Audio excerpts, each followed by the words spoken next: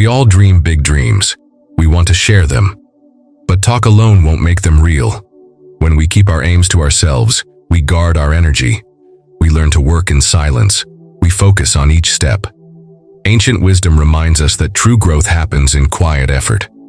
The world may not notice at first, yet steady practice builds strength. Let us explore why you should never share your goals with others. Lesson 1. External validation can become the focus. When we share our goals, we seek praise. We hope for likes, comments, or applause. Our mind drifts to approval instead of work. We measure our worth by what others say. This shifts our focus away from effort. We lose touch with why we began. In the old teachings, the wise advise us to notice craving. Craving for praise is a subtle trap. It steals our calm mind. It weakens our will. Imagine you want to run each morning. You post it online. Soon you count likes more than miles. You skip runs when comments slow. You run only to win praise. This is the danger. We trade steady progress for quick applause. We confuse show with substance. Mindful practice teaches us to watch our heart. Notice when you chase praise. Watch it fade like a cloud. Return your mind to the path. Focus on the breath as you lace your shoes. Focus on pace as you step forward. The journey is yours alone. You do not need an audience. Begin each day in silence. Write your goal in secret. Speak it softly to yourself. Then act. Let your actions speak louder than words. When you finish, smile inside. You've honored your aim. No praise needed. Over time, your strength grows. You learn to find joy in simple steps. You learn to find purpose in the work itself. Keep your goal private.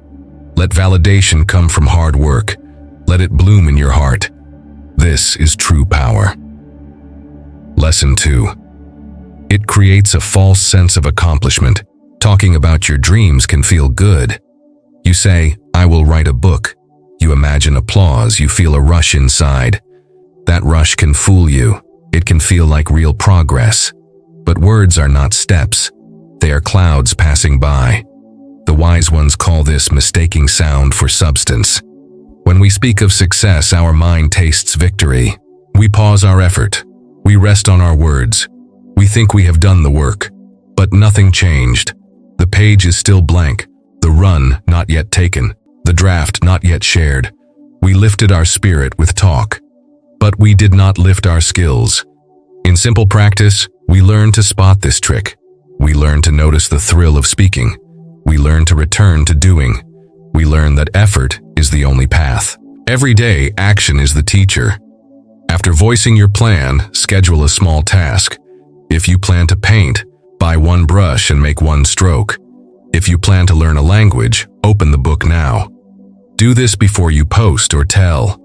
Your work will feel heavier than your words. That weight builds strength. This is not punishment, it is kindness to your future self. It stops you from drifting on excitement alone. It grounds you in reality.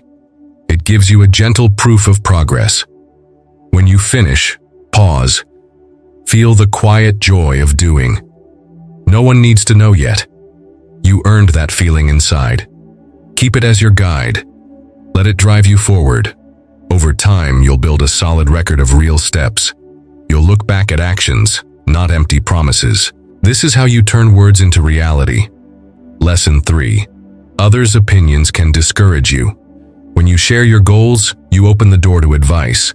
You also open the door to doubt. Well-meaning friends may say, "That's too hard." Strangers may scoff. Negative voices can sting. They can plant seeds of fear. They can make you question your dream. Ancient teachings warn us of the thorns in crowds.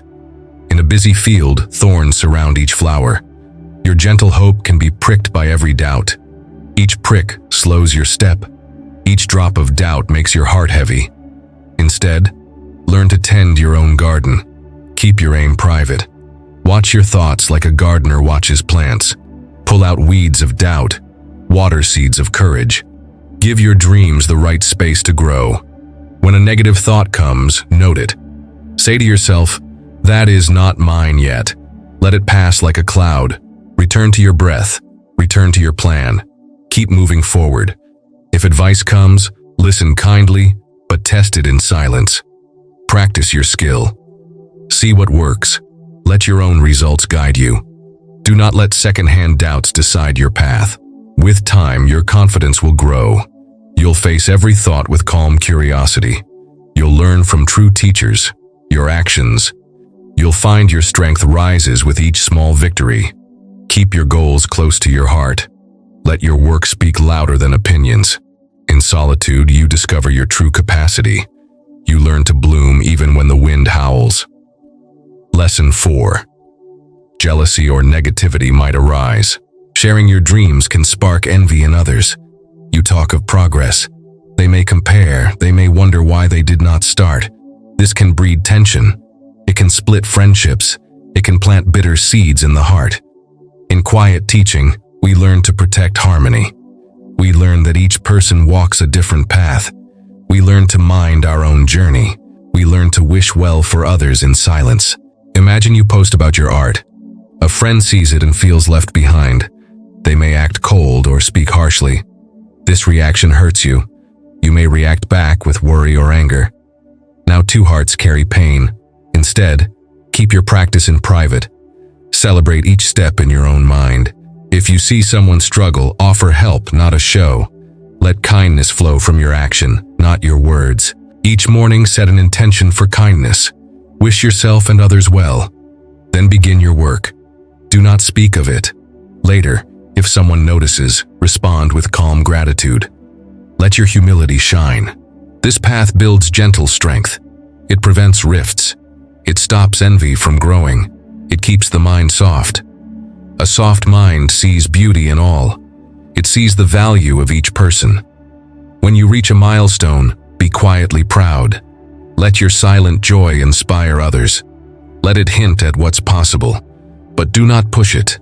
Let the world discover your growth on its own. In this way, your peace stays intact. Your friendships stay warm. Your own heart stays open. Lesson 5. Premature celebration reduces motivation. We all love to celebrate wins, yet praising ourselves too soon can dim our drive. When we sense victory and talk alone, we rest early. We pause the push. We lose the fire that fuels real effort. In simple teachings, this is known as tracing the path too soon. We see the end before the journey. We replace steady steps with daydreams. We begin to coast on imagined success. For instance, you plan to write 10 pages a day. You tell your circle. They cheer you on. You taste victory in their praise. The next day you write only 2. You feel you deserve rest. You slow down your pace. But momentum is fragile. It thrives on consistent effort. It dies on idle thought. Keep celebrations private until you truly reach the goal. Reward yourself with a small treat only after you complete a milestone. If you finish 10 pages, take a quiet break. No need for a party. Savor the calm in your chest, then set the next target. Let your mind freshen with focus on what's next. Use small rewards that respect your goal. A cup of tea, a moment of peace, a walk in the sun. This keeps your drive alive. Each step feels earned. Each treat feels sweet. You stay hungry for progress. Over weeks, your steady action compounds. Your goal moves closer. You learn that real celebration comes from finishing the path, and that path is built one quiet step at a time. Lesson 6. You might feel less accountable to act. When we speak our plans, we feel we have already acted. We think talking counts as doing. This illusion saps our follow-through. It dulls our resolve. It steals our drive. In mindful practice, we learn to keep speech separate from work. We learn that true accountability comes from the heart. We learn to test our will in silent action. Imagine you declare you will learn guitar. You feel safe. You've told your friends you believe you can't back out now. Yet, you skip practice. You feel no urgency. The truth is, public speech offers only thin weight. Actual playing carries real weight. Track your work privately. Use a simple journal. Each day, note your action in a small notebook. No one else sees it. This private log holds you to your word. It is your quiet witness. If you miss a day, you own it. You feel the gap. You run to fill it. You feel the pull of undone work. You step back to the instrument, the page, the track.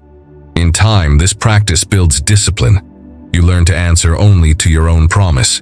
You learn to find inner accountability. You learn to respect the quiet contract you make with yourself. This inner pact is stronger than any outer vow. It forges real change. Lesson 7. It can invite unwanted advice. Announcing your plans can open the door to endless tips. Well-meaning people offer strategies. They give pointers. They share their own tales. This can confuse you. You end up chasing every new idea. You scatter your energy in many directions. Traditional wisdom calls this the lesson of the scattered mind. When our focus splinters, progress stalls. Picture this. You say you will start a business. A dozen people give you books, links, hot tips. You jump from one tactic to the next. You read 5 books at once. You never settle on one step. Your goal drifts further away. Instead, learn to work with only what you need. Keep your plan private. Learn from a few trusted sources. Test one idea at a time. See if it moves you forward. Choose one simple path. Commit to it in secret. Follow it for a set time, say 2 weeks, track your progress. Only then consider new advice. This keeps your mind clear. It keeps your steps steady. You learn to trust your own judgment. You learn to value simplicity. Over time, you build depth in one path. You avoid the trap of endless change. Your momentum grows. Your confidence deepens. This is how the wise keep their mind unbroken. Lesson 8. Sharing makes you vulnerable to criticism. Once you expose your hopes, you invite judgment. Some people tear down dreams. They point out flaws. They argue about feasibility. They doubt your skill. This criticism wounds the heart. It can knock you off balance. Gentle teaching urges us to protect our spirit. We learn to cultivate a shield of silence. We learn to keep our tender shoots safe. Criticism is like a harsh wind against a young tree. Imagine you post your first sketches. A critic says they look childish. Your spirit hurts. You question your talent. You lock away your pencils. Instead, draw in private. Show only when you feel ready. Build a body of work first. When you reveal it, you reveal your strength. You stand firmly behind your craft. Create your work in a private space. Use a folder on your device or a notebook.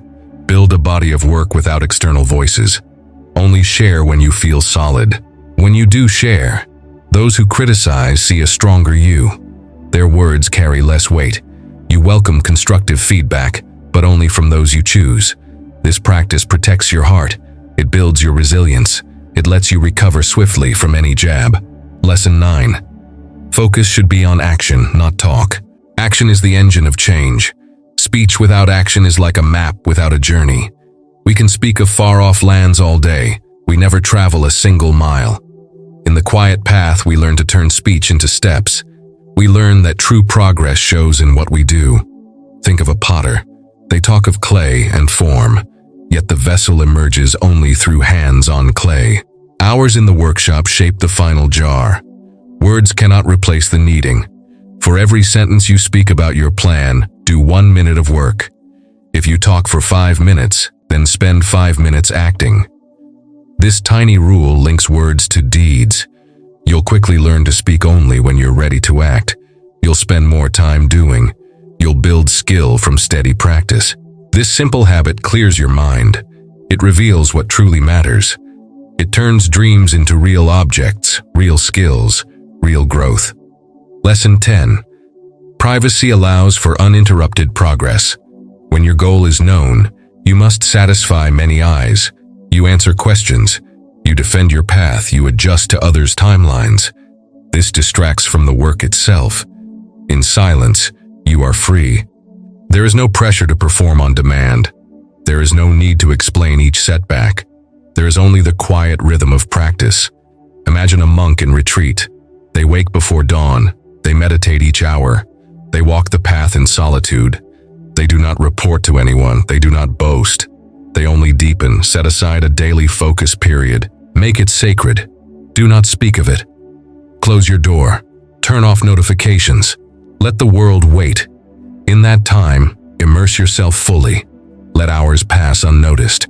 Notice the ease that comes with no interruptions. Notice how ideas flow once you stop explaining. Over days, this practice builds deep concentration. Your work gains clarity. Your skill grows beyond what you thought possible. When you finally share your results, the world sees the quiet power of solitude. They see your mastery. They see your calm confidence. And you discover a simple truth. Deep roots grow best in private soil.